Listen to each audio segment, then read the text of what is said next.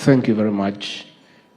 Our focus as leaders is to mentor our young people into serious business players. I'm very grateful to be among these young people. In fact, our engagement with them last night, when they almost made us break our backs into dancing, and with them today, make us feel a little bit younger. I think youthfulness is very infectious. Those of us who are better advanced in years need to spend a little bit more time with the young people so that we feel a little bit younger, because it's infectious. We have a program as leaders who have been in business to mentor our young people and give them opportunities. And what we have done in Kenya, the Kenya Kwanza plan has 5 pillars. One of them is the digital superhighway and the creative economy. The young people take the command in the tech space. And the way to allow them to have an advantage among the other business people of an older generation is to encourage the tech space to take center stage in our investment, in our entrepreneurship. And what we have done in Kenya is that we have agreed as a country to digitize all government services so that our young people can take center stage.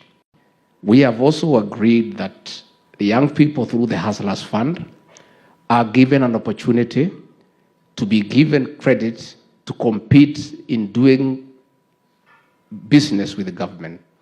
As a result, we have made a conscious decision to reserve 30% of all public procurement for the youth, women, and people with disability.